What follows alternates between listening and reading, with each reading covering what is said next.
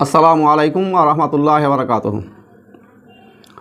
इन्नल हम्दुलिल्लाह अस्सलातु वस्सलामु अला मन ला नबिय्य बअदा व अला आलिहि व सहबिहि अजमाइन। अऊज़ु बिल्लाहि मिनश शैतानिर रजीम। बिस्मिल्लाहिर रहमानिर रहीम। अफततमऊना अन युमिनु लकुम व क़द कान फरीक़ुम मिनहुम यसमऊन कलमल्लाहि सुम्मा युहर्रिफूनहु मिन बादि मा अकालूहु व हुम यअलमून।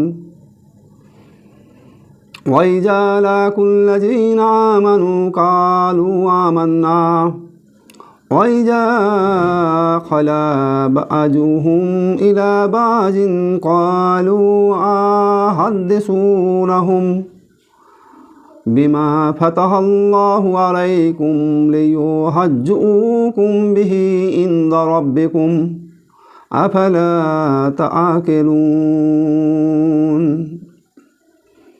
अवला यअलमून अन्नल्लाह यअलमु मा युसिर्रून व मा युअलिनून।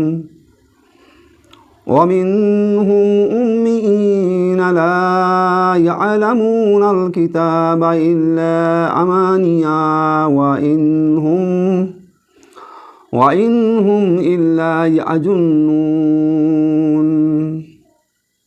फ़वैलुल लिल्लज़ीन यक्तुबूनल किताब बिअयदीहिम सुम्मा यक़ूलून हाज़ा मिन इंदिल्लाहि लियश्तरू बिही समानन क़लीला फ़वैलुल लहुम मिम्मा कतबत अयदीहिम व वैलुल लहुम मिम्मा यक्सिबून। वक़ालू लन तमस्सनन नारु इल्ला अय्यामम मअदूदा क़ुल अत्तख़ज़्तुम इंदल्लाहि अहदन फ़लन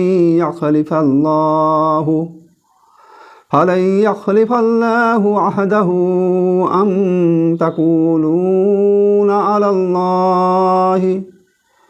अलल्लाहि मा ला तअलमून। बल मन कशब सय्यअतन वअहतत बिही ख़ातिअतुहु फ़उलाइका अस्हाबुन नार हुम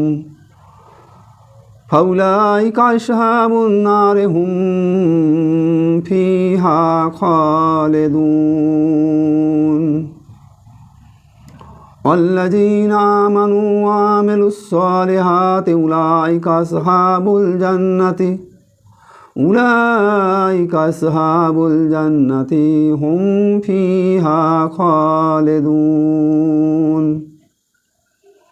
सम्मानित देश विदेशेर दर्शक श्रोता मंडली, যাবতীয় হামদ প্রশংসা আমাদের মহান মালিক আল্লাহ রাব্বুল আলামিনের, যিনি আমাদেরকে কোরআনের এই ধারাবাহিক আলোচনায় অংশগ্রহণ করার তৌফিক দান করেছেন। মহান আল্লাহর দরবারে আমরা শুকরিয়া আদায় করছি, আলহামদুলিল্লাহ। অতঃপর দরুদ ও সালাম, শান্তির ধারা বর্ষিত হোক শেষ নবী হযরত মুহাম্মদ মুস্তাফা সাল্লাল্লাহু আলাইহি সাল্লামের প্রতি। আল্লাহুম্মা সাল্লি আলাইহি আল্লাহুম্মা বারিক আলাইহি। কোরআন মাজিদের ধারাবাহিক আলোচনায় আমরা আজকে আপনাদের সামনে তেলাওয়াত করেছি সূরা আল বাকারা।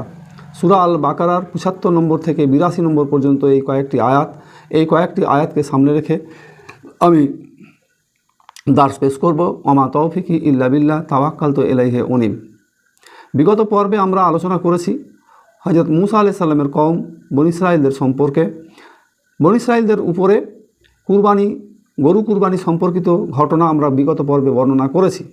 সেখানে একটি হত্যাকাণ্ড সংগঠিত হয়েছিল। উত্তরাধিকার সম্পদ পাওয়ার আশায়, দ্রুত পাওয়ার আশায় সেই হত্যাকাণ্ডের আসলে দোষী কে, এটা নির্ধারণের জন্য হযরত মূসা আলাইহিস সালামের কাছে কওমের লোকেরা দাবি পেশ করলো। আল্লাহর পক্ষ থেকে তখন হুকুম হলো যে এই ফায়সালার জন্য তোমরা একটা গাভী কুরবানি করো, গাভী জবাই করো। তো যখন এই নির্দেশ এলো তখন তারা একটা গাভী জবাই করে দিলেই আল্লাহ ফায়সালা দিতেন। কিন্তু কওমের লোকেরা করলো কি, মুসা আলাইহিস সালামকে বলল যে আল্লাহর কাছে ফরিয়াদ করে জানেন যে এই গাভীটার বিবরণ কীরকম হবে। তারপরে আল্লাহ রাব্বুল আলামিন জানালেন যে গাভীটা বয়স্ক হবে না, আবার অল্প বয়সেও হবে না, মানে বৃদ্ধও নয় আবার বাচ্চাও নয়, মধ্য বয়সের একটা গাভী, সেই বর্ণনা দেওয়া হলো। অতঃপর আবার মুসা আলাইহিস সালামকে কওমের লোকেরা বলল যে আপনি আল্লাহর কাছে জানেন যে গাভীটার রং কীরকম হবে। আল্লাহ রাব্বুল আলামিনের পক্ষ থেকে আবার জানানো হলো যে গাভীটা হবে হলুদ বর্ণের, এবং এই হলুদটা হবে উজ্জ্বল গাঢ় হলুদ। উজ্জ্বল গাঢ় হলুদ রঙের গাভী কুরবানি বা জবাই করার কথা বলা হলো। মুসা আলাইহিস সালাম যখন বললেন, তখন আবার জাতির লোকেরা বলল যে সেই গাভীর প্রকৃতি কেমন হবে। তখন আল্লাহর পক্ষ থেকে বর্ণনা দেওয়া হলো যে গাভীটি হবে না কৃষিকাজে খেটেছে, অর্থাৎ কৃষিকাজে কখনো ব্যবহার করা হয়নি, সেচের কাজেও কখনো ব্যবহার করা হয়নি, নিখুঁত, সুস্থ, সবল, সুঠাম দেহের অধিকারী হতে হবে, অর্থাৎ গঠনগত স্ট্রাকচার খুব ভালো হতে হবে। তখন তারা বললে যে ইনশাআল্লাহ আমরা এরকম গাভী পাবো। তো এরপরে গাভী কুরবানি করা হলো। কুরবানি করার পর যখন গোশতের মাংসের টুকরা, গরুর মাংসের টুকরা সেই মৃতদেহকে স্পর্শ করানো হলো, স্পর্শ করানোর পর মৃত ব্যক্তি জীবিত হলো। হত্যাকারীকে বলে দিল যে আমার ভ্রাতুষ্পুত্র হচ্ছে হত্যাকারী। জনগণ তাকে প্রশাসনের হাতে তুলে দিল এবং সমস্ত উত্তরাধিকার সম্পদ থেকে তাকে বঞ্চিত করা হলো। তো এই পর্যন্ত আলোচনা করার পর বলা হয়েছিল যে এই বনী ইসরাইল কওমের লোকেদের অন্তর পাথরের মতন কঠিন হয়ে গেছিল। পাথরের মতন কঠিন হয়েছিল কী জন্যে? যে তাদের কাছে বারবার আল্লাহর পক্ষ থেকে নিয়ামত এসেছে, মুজিজা এসেছে, তারা দেখেছে বিভিন্ন মুজিজা তাদের সামনে সংগঠিত হয়েছে, তারপরেও তারা মেনে নিতে পারেনি, মেনে নেয়নি। এই জন্য আল্লাহ রাব্বুল আলামিন তাদের অন্তরকে কঠিন করে দিয়েছেন। এবার আমরা আজকে আলোচনা করব 75 নম্বর আয়াত থেকে। 75 নম্বর আয়াতে আল্লাহ রাব্বুল আলামিন বলছেন আফাতাতমাউনা, অর্থাৎ তবে কি তোমরা আশা করো। আফাতাতমাউনা এর মানে হচ্ছে যে তোমরা কি তবে আশা করো, যে ইউমেনু তারা ঈমান আনবে। তোমরা কি আশা করো যে তারা ঈমান নিয়ে আসবে। লাকুম তোমাদের, অর্থাৎ তোমাদের দাওয়াতে তারা কি ঈমান নিয়ে আসবে। ওয়াকাদ অথচ নিশ্চয়ই, কানা ফারিকুন আছে তাদের মধ্যে একটা দল, তার মধ্যে মিনহুম তার মধ্যে ইয়াসমাউন যারা শুনেছে কালাম আল্লাহ আল্লাহর বাণী, যারা আল্লাহর বাণী শুনেছে এরকম একটা দল তাদের মধ্যে আছে। সুম্মা পরে হাররেফুনাহু পরে তারা বিকৃত করেছে। হাররেফুনাহু এর মানে হচ্ছে বিকৃত করা, তারা বিকৃত করেছে মিন তা থেকে, বা আদি এরপর, মা যা, মা মানে হচ্ছে যা, সুজা করে যা, আকালু তারা বুঝেছিল, আকালু অহুম অথচ তারা ইয়ালামুন ভালোভাবে জানে। তাহলে হে মুসলমানরা, এখানে মুসলমানদেরকে সম্বোধন করে বলা হচ্ছে যে হে মুসলমানরা তোমরা কি তাদের থেকে আশা করো যে তোমাদের দাওয়াতের উপর তারা ঈমান আনবে। অথচ তাদের একটা দল চিরাচরিত রীতি ছিল, তাদের একটা দলের চিরাচরিত রীতি ছিল যে আল্লাহর কালাম শোনার পর তারা খুব ভালোভাবে জেনে বুঝে তারা তাহরিফ বা বিকৃতি সাধন করেছে, তারা জেনে শুনে বিকৃতি সাধন করেছে। এ আয়াত নাজিল হয়েছে মূলত মদিনায়। মদিনায় ইহুদি গোত্র ছিল। নব মুসলিম যে সমস্ত সম্প্রদায়ের লোকেরা ঈমান নিয়ে এসেছিল, এই নব মুসলিম ঈমান নিয়ে আসা লোকেরা তারা আগে, অর্থাৎ ঈমান আনার আগে মদিনাতে যখন তারা বসবাস করত তখন তারা ইহুদিদের কাছ থেকে শুনেছে পরকালের কথা, মৃত্যুর পরবর্তী জীবনের কথা, নবীদের কথা, কিতাবের কথা, এইগুলো তাদের সম্পর্কে জানা আছে। তো যখন এই মানুষগুলো তাদের কাছে দাওয়াত পেশ করছে ঈমান নিয়ে আসার পর, তখন এদের ধারণা ছিল যে আখিরাত, পরকাল, নবী রসুল, কিতাব ইত্যাদি এই সম্পর্কিত বিষয়গুলো তো তারা আগে থেকেই জানে। সুতরাং তাদের সামনে দাওয়াত পেশ করলে তারা খুব সহজে এইগুলো মেনে নেবে। এটা এই নব মুসলিম সম্প্রদায়ের মধ্যে কনসেপ্ট, ধারণা তৈরি হয়েছিল। কিন্তু ফলাফলটা দেখা গেছে কি যে তারা তা মেনে নেয়নি। তাদের ধারণা ছিল যে নবী এবং রসুল আগমনের যে ধারা ইসাহাকি বংশধারায় এসেছে, বেশিরভাগ নবী এবং রসুল ইসাহাকের বংশধারায় এসেছে এবং শেষ নবীও আসবে আমাদের মধ্যে। তো এইটা ছিল তাদের ধারণা যে নবী আসবে, কিন্তু এই নবী আসবে আমাদের মধ্য থেকে। আমাদের মধ্যে বুজুর্গ আছে, জ্ঞানী আছে, তাওরাতের পণ্ডিত ব্যক্তি আছে, জবুরের পণ্ডিত ব্যক্তি আছে, ইঞ্জিলের পণ্ডিত ব্যক্তি আছে, তারা সব আছে। তাহলে এই লোকগুলো আছে যখন, এদের মধ্য থেকে এই ইহুদিদের মধ্যেই নবী আবার আমাদের কাছে আসবে। কিন্তু যখন দেখা গেল নবী ইহুদিদের মধ্যে নয়, বরং যিনি নবীর দাবি করলেন হযরত মুহাম্মদ মুস্তাফা সাল্লাল্লাহু আলাইহি সাল্লাম কুরাইশ বংশের, তিনি হচ্ছেন ইসমাইলি বংশধারার মানুষ, ইসমাইলি বংশধারার মানুষ, তখন নিজেদের কওমের মধ্যে নবী না আসার কারণে মূলত তারা এই মুহাম্মদ সাল্লাল্লাহু আলাইহি সাল্লামকে তারা নবী হিসাবে স্বীকৃতি দেয়নি। তারা করেছিল কি, এই দাওয়াত গ্রহণ যে করছে না তাদের সম্পর্কে বলা হচ্ছে যে তোমরা কি আশা করো, এই মুসলিমদেরকে সম্বোধন করে বলা হচ্ছে যে তোমরা কি আশা করো যে তারা তোমাদের উপর ঈমান নিয়ে আসবে, আল্লাহর উপরে, পরকালের উপরে, তাকদীরের উপরে, এসবের বিষয়ের উপরে তারা ঈমান নিয়ে আসবে, তোমরা কি এটা আশা করো? অথচ তাদের একটা চিরাচরিত দল ছিল, চিরাচরিত দলের কাজই ছিল যে তারা আল্লাহর কিতাবকে শুনেছে, অর্থাৎ তাওরাতকে শুনেছে, জবুরকে শুনেছে, ইনজিলকে শুনেছে, সেইগুলো তারা জানে, সেইগুলো তারা বুঝে, জানা বুঝার পর তারা বিকৃত করেছে, তাহরিফ করেছে। এই বিকৃতটা দুরকম হতে পারে। একটা হচ্ছে যে এই বিকৃতর এক নম্বর হচ্ছে যে উদ্দেশ্যগত বিকৃতি, যে উদ্দেশ্যে কোনো আয়াত তওরাতে এসেছে বা ইনজিলে এসেছে সেই উদ্দেশ্যটাকে পরিবর্তন করে দেওয়া, পাল্টে দেওয়া, এটা উদ্দেশ্যগত বিকৃতি হতে পারে। দ্বিতীয় হচ্ছে যে শব্দের পরিবর্ধনগত বিকৃতি, শব্দটাকেই চেঞ্জ করে দেওয়া অথবা শব্দের অর্থকেই পাল্টে দেওয়া, এই শব্দগত পরিবর্ধন সম্পর্কিত বিকৃতি তারা করেছে। তাহলে এখানে তাদের এই বিকৃতির কথাটা এখানে আলোচনা করা হয়েছে যে তারা জেনে বুঝে সেই বিকৃতিটা করেছে। তাদের এই বিকৃতি করার কারণে মানে ঈমানদাররা মূলত আশা করেছিল যে ইহুদিরা যেহেতু নবী রসুলের কনসেপ্ট আছে তারা সহজে মানে ইসলাম গ্রহণ করবে, কিন্তু বিষয়টা ছিল আলাদা, সম্পূর্ণ আলাদা।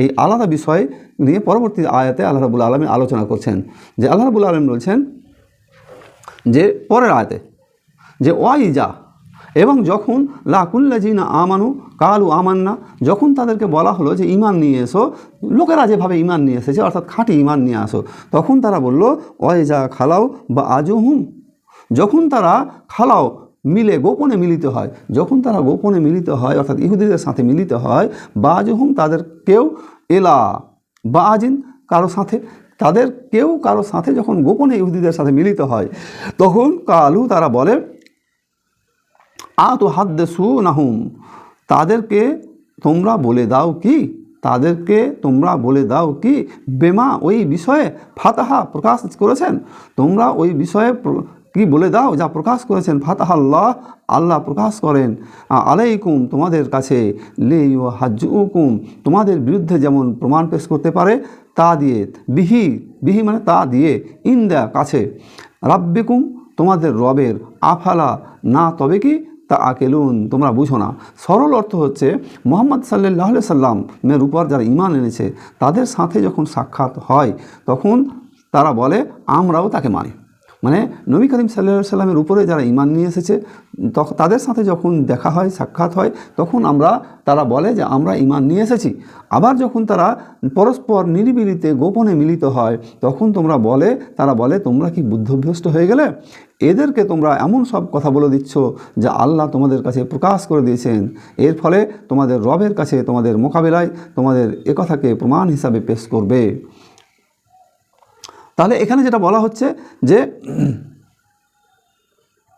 যখন মুমিনদের সাথে মিলিত হয় তখন তারা বলে আমরা ঈমান এনেছি, মূল কথা হচ্ছে, আর যখন ইহুদিরা নিজেদের গোপনে মিলিত হয় তখন তারা বলে যে মুসলমানদেরকে এমন কথা বলে দাও যা আল্লাহ তোমাদের নিকট প্রকাশ করেছেন, পরিণামে তারা তোমাদেরকে তর্কে পরাজিত করবে, এই বলে যে বিষয়টি রবের নিকট হইতে তোমাদের কিতাবে রয়েছে তোমরা তা বুঝো না। এখানে যে বিষয়টা উল্লেখ করার মতন সেটা হচ্ছে যে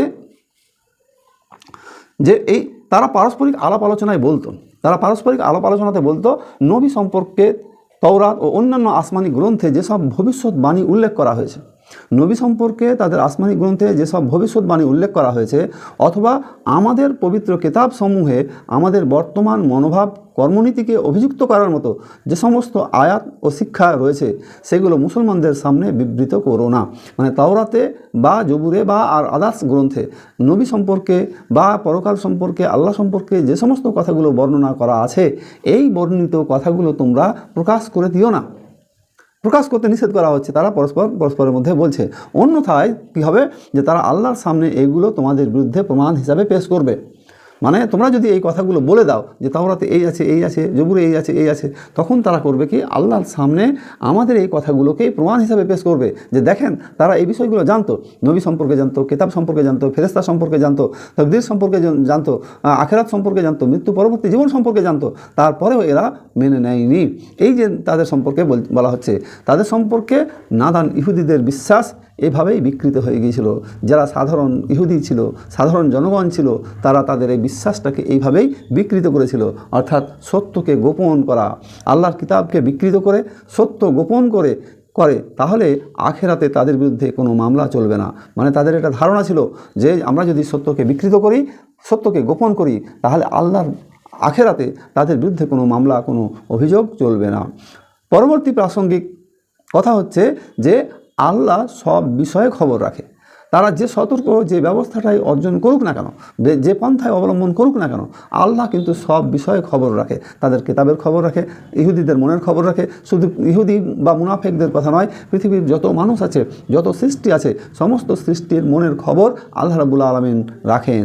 এখানে তাদেরকে সতর্ক করা হচ্ছে যে তোমরা গোপন সলা পরামর্শে যে ভূমিকা পালন করো না কেন, সব আল্লাহ রাব্বুল আলামিন কিন্তু জানেন।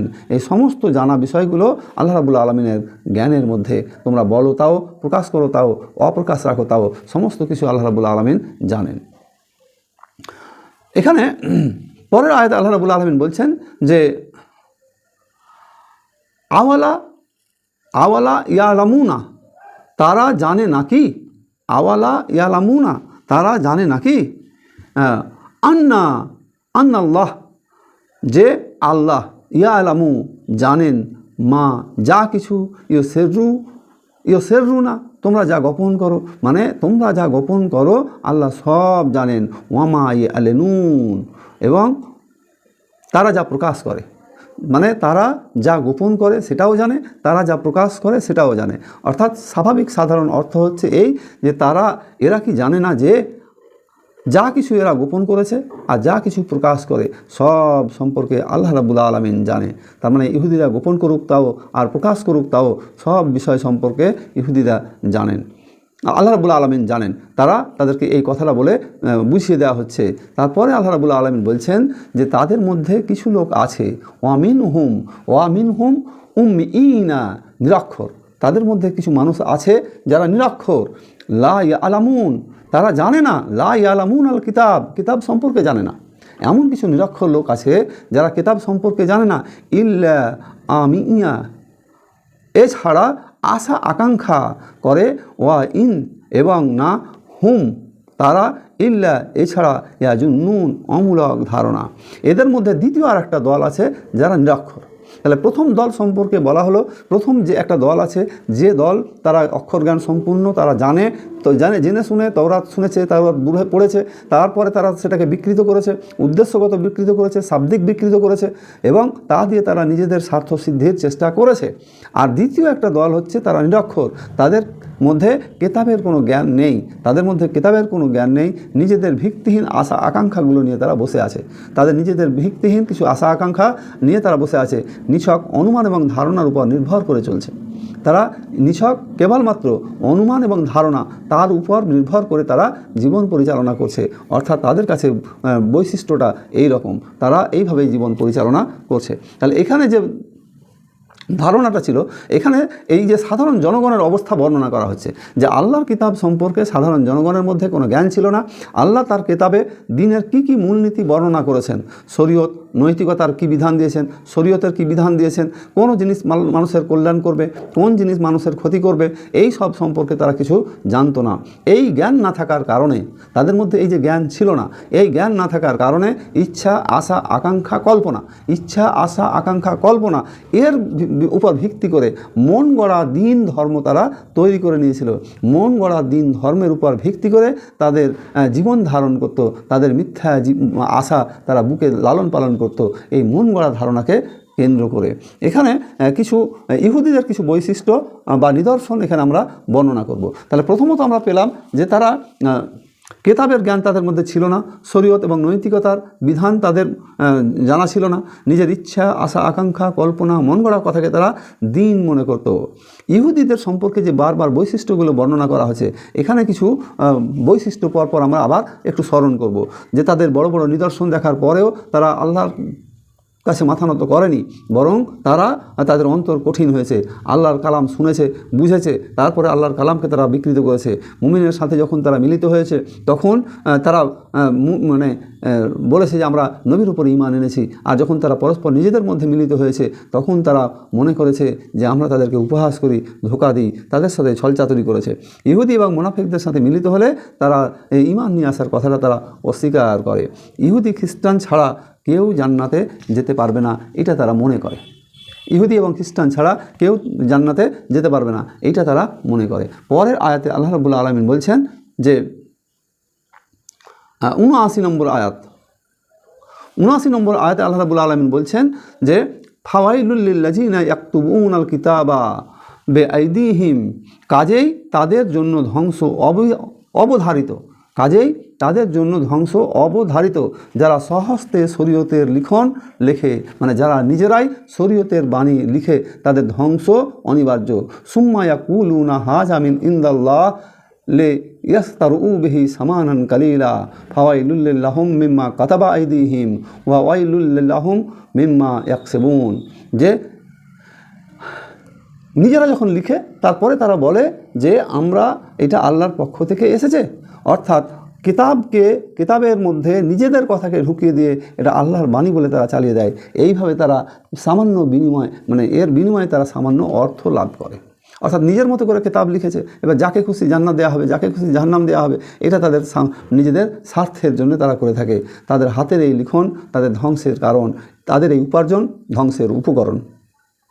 তাদের ধ্বংসের কারণ হচ্ছে নিজ হাতে কিতাব লেখা, অর্থাৎ কিতাবের মধ্যে আল্লাহর নামে নিজেদের মন গড়া কথাগুলোকে তারা চালিয়ে দেয়।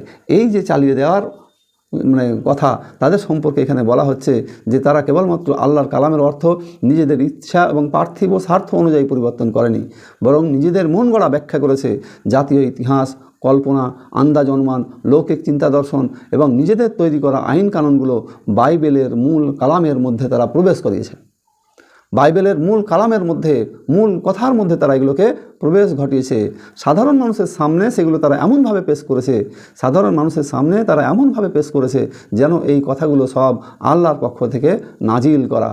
বাইবেলের স্থান লাভ করেছে প্রত্যেকটা ঐতিহাসিক কাহিনী, ভাষ্যকারের মন গড়া ব্যাখ্যা, বাইবেলে যেভাবে স্থান পেয়েছে সব বিষয়গুলো, যে মন গড়া ব্যাখ্যা, মন গড়া কাহিনী, ধর্মতাত্ত্বিক ন্যায়শাস্ত্রবিদের আল্লাহ সম্পর্কিত আকিদা বিশ্বাস, প্রত্যেক আইন, শাস্ত্রবিদদের উদ্ভাবিত আইন আল্লাহর বাণীর মর্যাদা লাভ করেছে।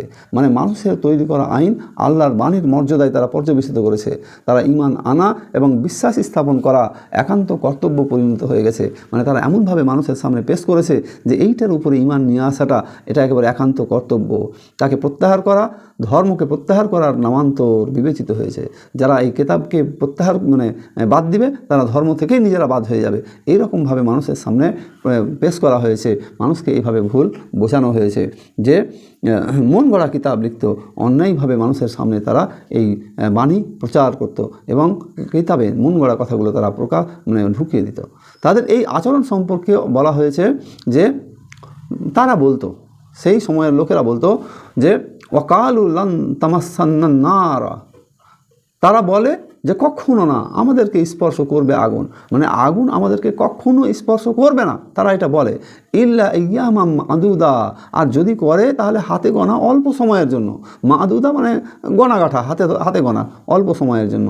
তুমি বলো কুল আত্মা খাজতুম, তোমরা গ্রহণ করেছো কি?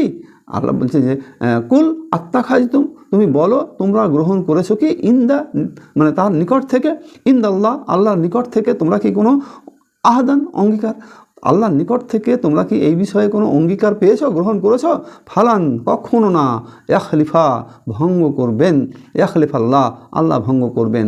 আহাদাহু, তার অঙ্গীকার, আল্লাহ তার অঙ্গীকার কখনো ভঙ্গ করবেন না। আম তাকু উলু না, অথবা তোমরা বলছো আম তাকু উলু না আলাল্লাহ আল্লাহর উপর বা আল্লাহর সম্বন্ধে মা লা যা মা মানে লা যা লা মানে না যা না তা আলামুন তোমরা জানো, মানে তোমরা যা জানো। আল্লাহ বলছেন যে তারা বলে জাহান্নামের আগুন আমাদের কখনো স্পর্শ করবে না, জাহান্নামের আগুন আমাদের কখনো স্পর্শ করবে না, তবে কয়েকদিনের শাস্তি হলে হতেও পারে। এদেরকে জিজ্ঞাসা করো যে আল্লাহ কি তোমাদের কাছে এরকম কোনো ওয়াদা করেছেন যার বিরুদ্ধাচরণ তিনি করতে পারবেন না? অথবা তোমরা আল্লাহর উপর চাপিয়ে দেওয়া এমন কথা বলছো যা চাপিয়ে নিয়েছেন বলে তোমাদের জানা নেই। আচ্ছা, জাহান্নামের আগুন তোমাদের স্পর্শ করবে না কেন? জাহান্নামের আগুন তোমাদের স্পর্শ করবে না কেন? এটা ছিল তাদের মানে মন গড়া কথা, যে ইহুদিদেরকে বা খ্রিস্টানদেরকে জাহান্নামের আগুন স্পর্শ করবে না, এটা ইহুদিদের বক্তব্য। তারা এটা বলতো, আর যদি করে তাহলে তা হবে অল্প হাতে গোনা কয়েকটা দিন। এবার নবী করিম সাল্লাল্লাহু আলাইহি সাল্লাম তাদেরকে জিজ্ঞাসা করতে বলছেন যে দেখো, তাহলে তোমরা এবার দেখো বিষয়টা, যে আল্লাহ কি তোমাদের সাথে এরকম কোনো অঙ্গীকার ওয়াদা করেছে, যে এরকম কোনো অঙ্গীকার যে তোমাদেরকে জান্নাতে দেওয়া হবে অথবা জাহান্নামে দিলে অল্প সময়ের জন্য দেওয়া হবে? আল্লাহ কিন্তু ওয়াদা পালন করার ব্যাপারে খুব কঠিন, আল্লাহ কখনো তার ওয়াদা ভঙ্গ করেন না। তাদের সম্পর্কে আলোচনা করা হয়েছে, যেহেতু এই আয়াতগুলো সব মদিনায় নাজিল হয়েছে এবং ইহুদিদের সম্পর্কে এই আয়াতগুলো নাজিল হয়েছে। ইহুদিদের এই যে আচরণ ছিল, যখনই তাদেরকে ইমানের দিকে ইমান নিয়ে আসার কথা বলা হতো তখন তারা মানুষকে এরকমভাবে ভুল বোঝাতো। তারা বলতো যে আমরা ইহুদিরা খ্রিস্টানরা আমাদেরকে আল্লাহ কখনো জাহান্নামে দেবে না, আর যদি দেয় তাহলে অল্প কয়েকদিনের জন্য। আমরা অন্য আলোচনায় দেখেছি, এর আগে আমরা আলোচনা করেছি যে ইহুদিদের এই কথার একটা জবাব দেওয়া হয়েছে, যে তারা যেহেতু বলেছে যে আল্লাহ আমাদেরকে জাহান্নামে দেবে না, আমাদেরকে জান্নাতে দেবে, তাহলে জান্নাত তো এই দুনিয়ার থেকে অনেক ভালো জায়গা। জান্নাত হচ্ছে এই দুনিয়ার তুলনায় বহু বহু বহু গুণে অকল্পনীয় ভালো জায়গা। তাহলে তাদেরকে প্রশ্ন হচ্ছে এই যে তোমরা এই অকল্পনীয় ভালো জায়গার তুলনায় এই পৃথিবীতে তোমরা আছো কেন? তাহলে তোমরা আল্লাহর কাছে মৃত্যু কামনা করো, মরার পরেই তো তোমরা জান্নাত যাবে। কিন্তু আজ পর্যন্ত কোনো ইহুদি তাদের সেই দাবির ব্যাপারে নিজেরা মৃত্যু কামনা করেনি, কারণ এটা তারা জানে যে এটা আমাদের মন গড়া কথা, আল্লাহর সাথে আমাদের এরকম কোনো চুক্তি হয়নি। অথচ মানুষের সামনে তারা এই কথাটাই বারবার বলতো, বারবার প্রকাশ করতো যে আমরা নবী রসুলদের বংশধরের জাতি, আমাদেরকে আল্লাহ কখনো জাহান্নামে দেবে না। তাফসীর কারকদের মধ্যে একটা বর্ণনা আছে যে তারা কেউ বলতো যে আমাদেরকে যদি আল্লাহ জাহান্নামে দেয়ও তাহলে সেইটা হবে 40 দিন। কোন 40 দিন? যে 40 দিন হযরত মূসা আলাইহিস সালাম তওরাত নিয়ে আসার জন্যে তুর পর্বতে গিয়েছিলেন, আর সেই সময় আমরা গোবৎস বা বাছুরের পূজা শুরু করে দিয়েছিলাম। এই 40 দিন আমরা যেহেতু পূজা করেছিলাম, শিরক করেছিলাম, এই কারণে 40 দিন আল্লাহ রাব্বুল আলামিন আমাদেরকে জাহান্নামে দেবে। এরকমভাবে তাফসিরে ফাতুহুল মাজিদে বর্ণনা দেওয়া হয়েছে। তাহলে এই বর্ণনাগুলো আমাদের সামনে কিন্তু আছে। তাহলে তাদেরকে এ ব্যাপারে যে ধারণা, তাহলে ইহুদি সমাজে ব্যাপক প্রচলিত এই ধারণাটা, ভুল ধারণাটা ছিল। তাদের আলেম মানে শিক্ষিত অশিক্ষিত নির্বিশেষে সব শ্রেণীর মানুষ এই ভুল ধারণায় লিপ্ত ছিল। শিক্ষিত অশিক্ষিত, আলেম ওলামা, মানে তাদের আলেম ওলামা সবাই তারা মনে করতো আমরা যাই করি না কেন আমাদের সব খুন মাপ, জাহান্নামের আগুন আমাদের উপরে হারাম, কারণ আমরা ইহুদি। আর ধরে নিয়ে যাক যদি আমাদের কখনো শাস্তি দেওয়া হয় তাহলে তা কয়েকদিনের জন্য, কয়েকদিন জাহান্নামে রেখে তারপর আবার আমাদেরকে জান্নাতে পাঠিয়ে দেওয়া হবে। এই ছিল তাদের ভুল ধারণা। এই ভুল ধারণার বশবর্তী হয়েই তারা ইহুদিদের মধ্যে নিজেদের প্রভাব প্রতিপত্তিকে বজায় রাখত এবং তারা ক্ষমা সনদ পর্যন্ত বিক্রি করত, যে এই অর্থের বিনিময়ে তাকে তার পাপসমূহ মাফ করে দেওয়া হলো এবং তাকে জান্নাতের শংসাপত্র দিয়ে দেওয়া হলো। এরকম কারবারও তাদের মধ্যে ছিল। যখন আল্লাহ নবী হযরত মুহাম্মদ মুস্তাফা সাল্লাল্লাহু আলাইহি সাল্লাম মদিনায় ইহুদিদের মধ্যে এই দিনের কাজ, দিন প্রচারের জন্য সাহাবায়ে কেরাম সহ লেগে পড়েছিলেন, তখনকার তাদের এই অভিজ্ঞতাগুলো পর আমাদের সামনে আসছে, যে তাদের অতীত মুসা আলাইহিস সালামের সাথে ইহুদিরা বা বনী ইসরায়েলরা কী কাম করেছে, আজকের ইহুদিরা নবী মুহাম্মদ সাল্লাল্লাহু আলাইহি সাল্লামের সাথে কী আচরণ করছে, তা পর এই বর্ণনাগুলো আমাদের এখানে দেওয়া হয়েছে। তারপরে আল্লাহ রাব্বুল আলামিন বলছেন যে 81 নম্বর আয়াত, বালা মান কাসাবা সাইয়াতাউ ওয়া আহাতাত বিহি খাতিয়াতুহু ফাউলাইকা আসহাবুন নারে হুম ফিহা খালিদুন। যে ব্যক্তি পাপ করবে, পাপ যেই করুক, সে হাজি গাজী মুলবি মাওলানা মাস্টার ডাক্তার যেই হোক না কেন, যেই ব্যক্তি পাপ করবে, পাপের জালে আষ্টে পৃষ্ঠে জড়িয়ে পড়বে, সেই হবে জাহান্নামী। যে পাপ করবে, বালা বরং সত্য কথা হলো মান কাসাবা, যে কেউ উপার্জন করবে, সাইয়াতান পাপ, যে কেউ পাপ করবে, ও আহাতাত এবং ঘিরে নিয়েছে তাকে বিহি, খাতিয়াতুহু, তার পাপসমূহ, তাকে চারিদিক থেকে ঘিরে নিয়েছে। ফাউলায়কা, ফলে ওই সব লোক, ফাউলায়কা, ফলে ওই সব লোক আসহাবুল নার, তারা অধিবাসী হবে জাহান্নামের, হুম ফিহা খালিদুন, এবং সেখানে তারা চিরকাল থাকবে। তার মানে যে ব্যক্তি পাপ করবে আর পাপে আষ্টেপৃষ্ঠে জড়িয়ে পড়বে, সে হবে জাহান্নামী। জাহান্নামের আগুন পুড়তো চিরকাল থাকবে, জাহান্নামের আগুনে চিরকাল সেখানে পুড়তে থাকবে, এইরকম কথা বলা হয়েছে। তাহলে তাদের সম্পর্কে যে বর্ণনা দেওয়া হলো, তারা যে মানে কথাটা মানুষের সামনে প্রকাশ করে ইহুদিরা, যে আমাদেরকে জাহান্নামে দেবে না, যদি দেয় তাহলে অল্প কয়েকদিনের জন্য, তাদের সম্পর্কে এখানে স্পষ্ট বলে দেওয়া হলো। শুধু তাদের সম্পর্ক নয়, গোটা দুনিয়ার মানুষের সামনে এটা স্পষ্ট করে বক্তব্য পেশ করা হলো যে বালামান কাসাবা সাইয়াতান, যে লোকেরাই পাপ করবে তাদেরকে ও আহাতাত বিহি খাতিয়াতুহু, এবং আষ্টেপৃষ্ঠে পাপের সাথে জড়িয়ে পড়বে, ফাউলাইকা সাহাবুন নার, তারা জাহান্নামের অধিবাসী হবে, হুম ফিহা খালিদুন, এবং সেখানে তারা চিরকাল থাকবে। যারা পাপ করবে, পাপের সাথে আষ্টেপৃষ্ঠে জড়িয়ে যাবে, তারা চিরকাল জাহান্নামের অধিবাসী হবে। চিরকালের অর্থ হচ্ছে সেখান থেকে আবার বের করে তাকে আবার জান্নাতে পাঠানো হবে, এরকম বিষয় নয়। জাহান্নামে গেল মানে সেটাই তার জন্য ফাইনাল বিষয় হয়ে গেল। তাহলে এরকম করা বাক্য এখানে আল্লাহ রাব্বুল আলামিন ইউজ করেছেন। পরের আয়াতে আল্লাহ রাব্বুল আলামিন বলছেন যে যারা ওয়াল্লাযিনা আমানু ওয়া আমিলুস সালিহাত, যারা ঈমান আনবে এবং সৎ কাজ করবে, যারা ঈমান নিয়ে আসবে এবং সৎ কাজ করবে, ভালো ভালো কাজ করবে, উলাইকা সাহাবুল জান্নাতে হুম ফিহা খালিদুন, তারা হবে জান্নাতের অধিবাসী এবং সেখানে চিরকাল থাকবে। তাহলে এখানে দুটো বাক্যে, দুটো আয়াতে, 81 এবং 82 আয়াতে বিষয়টা একেবারে ক্লিয়ার হয়ে গেল গোটা দুনিয়ার মানুষের জন্য, যে যারা বালা মান কাসাবা সাইয়াতাও ওয়া হাতাত বিহি খাতিয়াতাও, যারা পাপ কাজ করবে, পাপ কাজে আষ্টেপৃষ্ঠে জড়িয়ে পড়বে, ফাউলাইকা সাহাবুন নার হুম ফিহা খালিদুন, তারা জাহান্নামের অধিবাসী হবে এবং সেখানে তারা চিরকাল থাকবে। অপরপক্ষে আল্লাহ রাব্বুল আলামিন বলছেন ওয়াল্লাযিনা আমানু ওয়া আমিলুস সালিহাত উলাইকা সাহাবুল জান্নাতি হুম ফিহা খালিদুন, যারা ঈমান নিয়ে এসেছে এবং সৎ কাজ, ভালো ভালো কাজের আঞ্জাম দিয়েছে, তারা জান্নাতের অধিবাসী হবে এবং সেখানে তারা চিরকাল থাকবে। তাহলে আমরা ইহুদিদের বা নাসারাদের এই আলোচনা, বনী ইসরাইল কওমের আলোচনা আমরা শেষ নবী হযরত মুহাম্মদ মুস্তাফা সাল্লাল্লাহু আলাইহি সাল্লামের জামানায় এসে দেখলাম। তাদের সামনে সব ধরনের চরিত্র তাদের প্রকাশ পেয়েছে, সব ধরনের আলোচনা তাদের সামনে করা হয়েছে। অতীতে বনী ইসরাইল কওম মুসা আলাইহিস সালামের সাথে ইহুদিরা কী আচরণ করেছে সেই সম্পর্কে ধারাবাহিক একটা আলোচনা চলছে, দীর্ঘ আলোচনা চলছে। এই দীর্ঘ আলোচনার এই পর্যায়ে এসে একটা স্পষ্ট ক্লিয়ার কাট বলে দেওয়া হলো যে তারা, ইহুদিরা যে ধারণা করতো যে আমাদেরকে জাহান্নামে দেওয়া হবে, না দিলে অল্প কদিনের জন্য, তাদের এই ধারণাকে সম্পূর্ণ নির্মূল করে দেওয়া হলো। বরং যারা পাপ কাজ করবে, পাপে আষ্টেপৃষ্ঠে জড়িয়ে থাকবে, তাদেরকে জাহান্নামের অধিবাসী করা হবে, তারা সেখানে চিরকাল থাকবে।